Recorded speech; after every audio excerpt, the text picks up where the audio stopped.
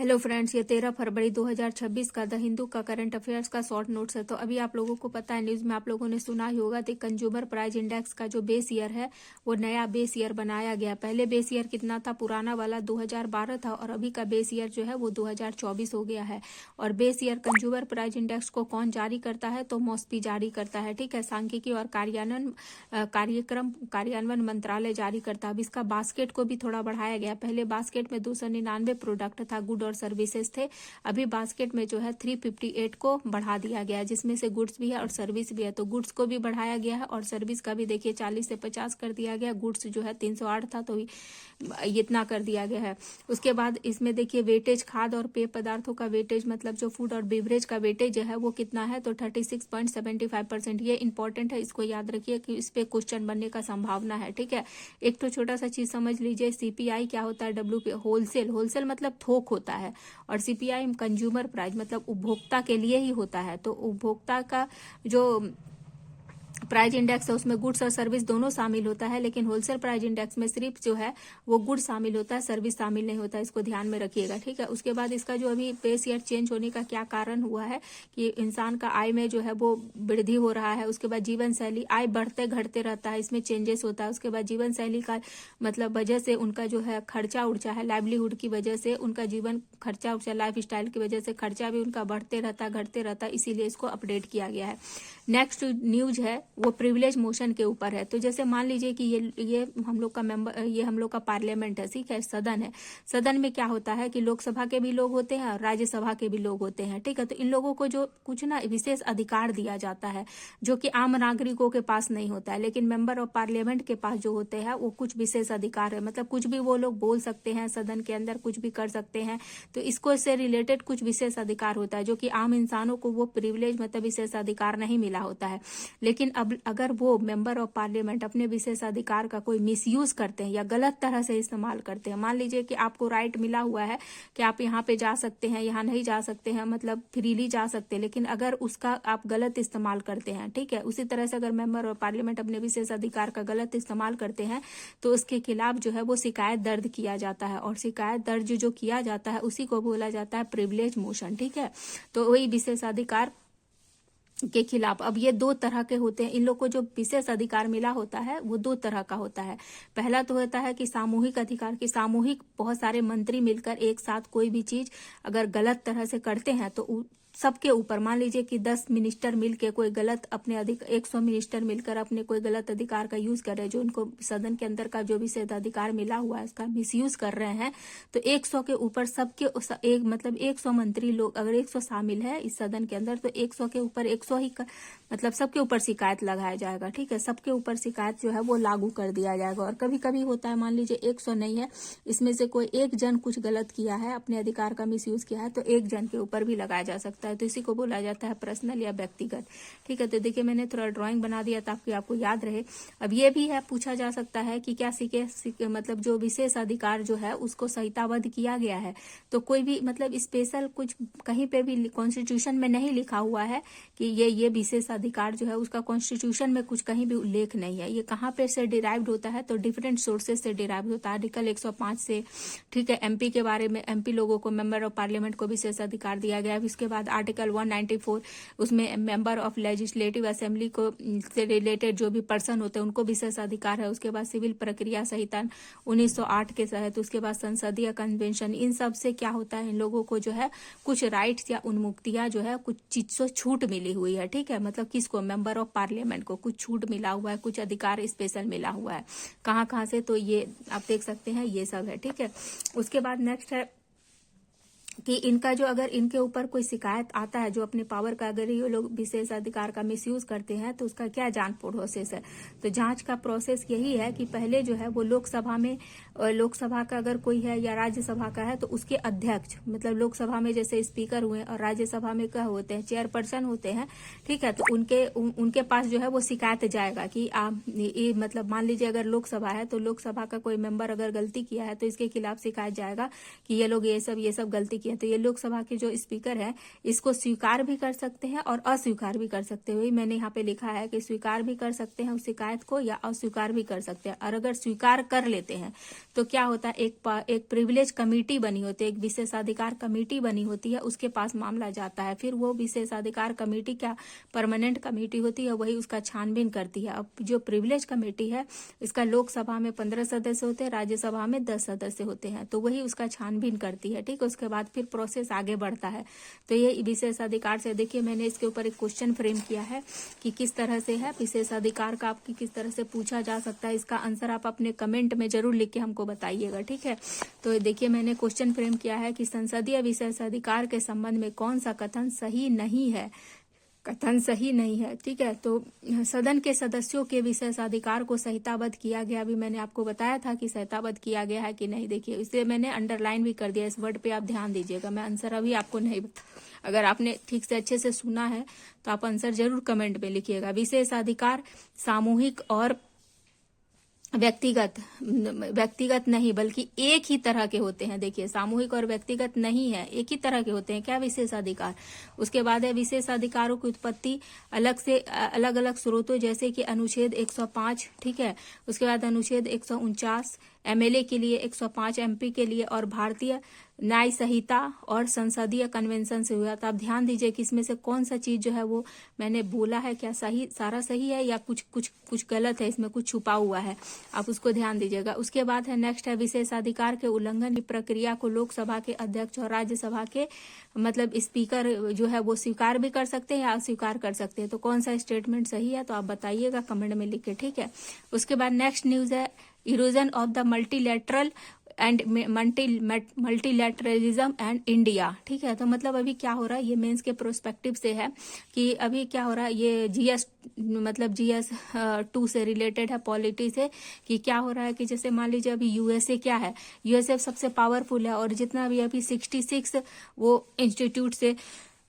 Institute से क्या हो गया, यूएसए आउट हो गया, जिसमें से WHO है, इंटरनेशनल सोलर अलायंस, इसको इंडिया ने बनाया था, वर्ल्ड हेल्थ ऑर्गेनाइजेशन है, उसके बाद पेरिस एग्रीमेंट है, United nation framework of climate convention, climate change on the convention के, उसका मतलब सबसे क्या हो गया, वो बाहर हो गया है।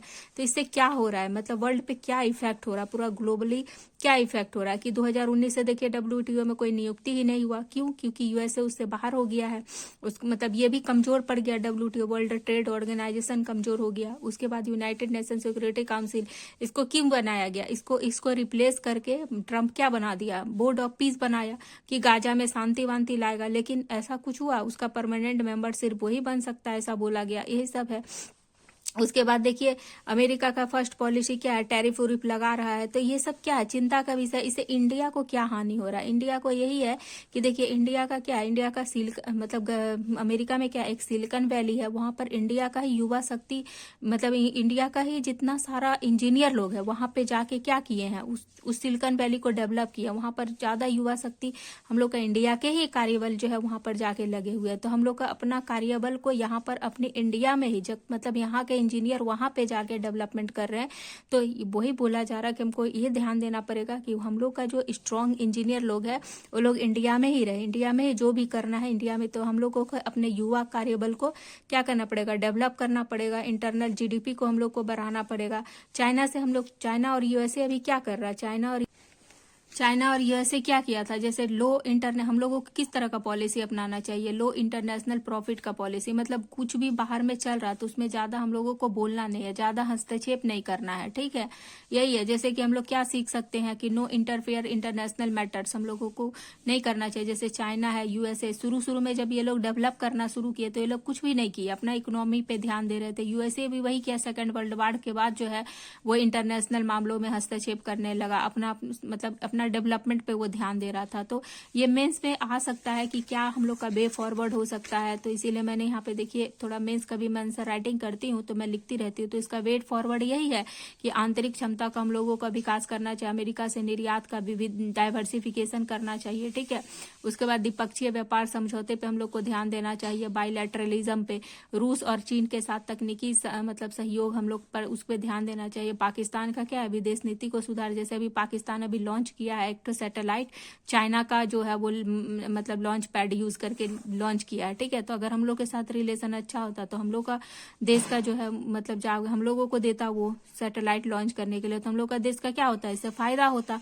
तो इस तरह से चाइना पाकिस्तान के साथ हम लोग को क्या करना चाहिए, अपना विदेश नीति में सुधार करना चाहिए। तो देखिए इसके ऊपर मैंने एक क्वेश्चन मेंस का लिखा, अगर आप प्रैक्टिस करते होंगे तो लिख सकते हैं कि बहुपक्षवाद मतलब मल्टीलैटरलिज्म क्या मतलब वो क्या का क्षरण हो रहा है, क्षरण का क्या कारण है, ठीक है। क्षेत्रवाद तथा द्विपक्षवाद के उदय का क्या कारण है, इसका क्षरण हो रहा है। और ये क्षेत्रवाद में तो रीजनलिज्म और बाइलैटरलिज्म का क्या हो रहा है, उदय हो रहा है, ठीक है।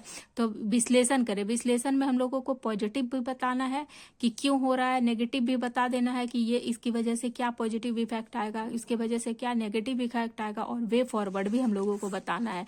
तो आप प्रैक्टिस करने का कोशिश करिएगा इसी के बेसिस पे जो मैंने बताया। देखिए मल्टीलैटरलिज्म का कौन स्थान ले रहा है, रीजनलिज्म और बाइलैटरलिज्म यही स्थान ले रहा है। तो इसके ऊपर आप बनाने का लिखने का कोशिश करिएगा, ठीक है। उसके बाद क्या है, आरबीआई जो है कुछ गाइडलाइन दिया, मतलब क्या हो रहा है ना कि जैसे मान लीजिए कि कोई पॉलिसी कोई लिया है, उसके बाद वो पॉलिसी का अच्छे से इंटरेस्ट पे नहीं कर पा रहा है या लेट हो रहा है या किसी भी तरह का मतलब उस इंटरेस्ट देने में उसको कोई असुविधा हो रहा है, तो जो रिकवरी एजेंट होते हैं वो लोग जाते हैं उनके घर घर और उनको क्या करते हैं, धमकी देते हैं। उसके बाद उनका अपमानजनक भाषा का यूज करते हैं, कोई मतलब उल्टा सीधा मैसेज कर देते हैं मोबाइल से, फिर बहुत ज्यादा फोन कॉल्स करके उनको परेशान करते हैं। तो इसी के लिए जो आरबीआई है कुछ गाइडलाइन लिया है कि ये जो रिकवरी एजेंट है ये इस तरह का बिहेवियर नहीं करेंगे, ठीक है। कस्टमर लोगों के साथ बैड डील नहीं करेंगे, ठीक है। यही है। उसके बाद बैंक क्या करेगा, मतलब आरबीआई गाइडलाइन दिया कि जितना भी बैंक है, ठीक है, वो लोग एक शिकायत तंत्र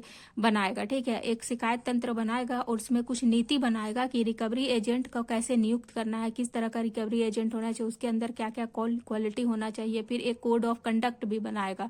तो यही सब गाइडलाइन दिया है, ठीक है। नेक्स्ट न्यूज है कि इंडिया और बांग्लादेश के बीच जो एफटीए हुआ था उसके बारे में पीयूष गोयल ने बोला है कि हम लोग का जो अगर बांग्लादेश से वस्त्र निर्यात होता है, ठीक है, तो वही लाभ इंडिया को भी मिलेगा। बस एक छोटा सा न्यूज है, इसको थोड़ा ध्यान में रखिएगा, ठीक है। उसके बाद है डिफेंस एक्विजिशन काउंसिल, इसके बारे में हम लोगों ने पहले भी न्यूज में आया था तो बातचीत किया था कि सेना का उपकरण का मंजूरी, मतलब हम लोग का जो डिफेंस एक्विजिशन है अलग अलग तरह का जो है, अलग अलग देश से क्या क्या जो रक्षा हथियार खरीद रहा है, जैसे फ्रांस से खरीद रहा है 114 राफेल वायुसेना से रिलेटेड है, यूएसए से 6 मतलब 6 P-81 मतलब P-81 का 6 जो है वो टोनी विमान खरीद रहा है, समुद्री विमान है, ठीक है, टोही विमान।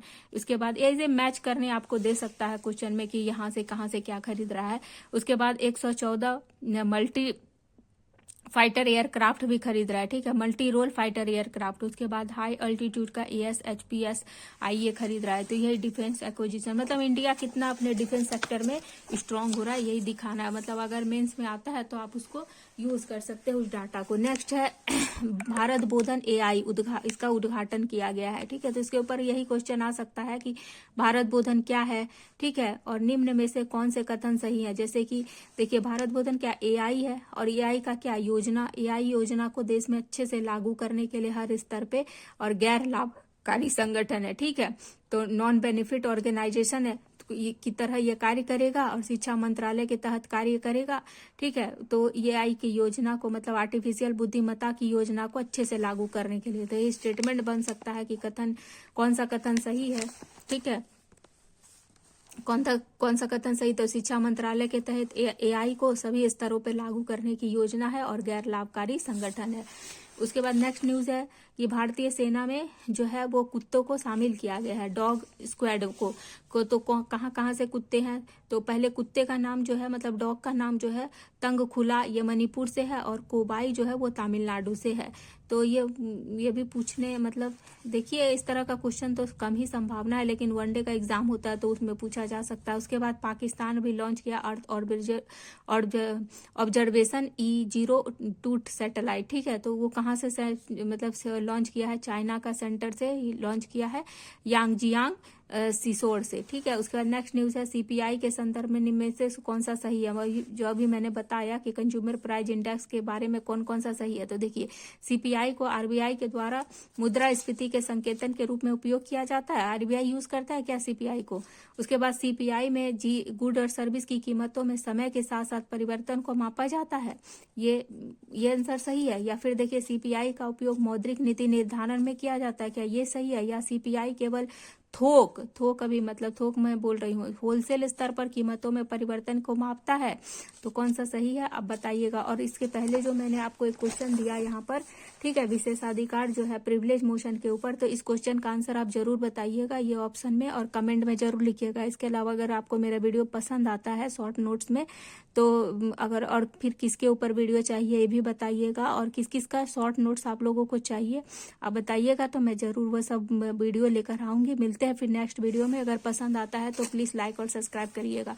और पीडीएफ मैं नहीं देती हूँ, लेकिन आप देखिए ये पूरा न्यूज जो है, ये पूरा एक पेज, पूरा ये एक पेज है, मतलब इधर इधर करके एक पेज है, और उसके बाद यहाँ पे एक पेज। ठीक है, तो थोड़ा मैं गैप करके लिखती हूँ कि आप लोग को वीडियो अच्छे से क्लैरिटी आए, इसीलिए 2 पेज नहीं तो 1.5 पेज में भी मैक्सिमम ये न्यूज आ जाएगा। ठीक है, इसके बाद क्वेश्चन भी मैंने यहाँ पे फ्रेम किया है। देखिए, तो इतना जगह तो क्वेश्चन ने ले लिया है। तो मतलब अगर आप हाथ से रिटन नोट्स बनाते हैं तो आपका बहुत ही शॉर्ट क्रिप्स नोट्स जो है, मतलब एक पेज में, मतलब मैक्सिमम एक पेज में आपका हो जाएगा। ठीक है, इसीलिए आप लोग कोशिश करिए खुद से लिखने का। हाँ ठीक है, इसी को आप छोटा छोटा अपने पॉइंट में ही अपने से अंडरस्टैंड करके आप खुद से भी छोटा छोटा नोट्स बना सकते हैं। ठीक है, थैंक यू। मैं मिलती हूँ फिर नेक्स्ट वीडियो में।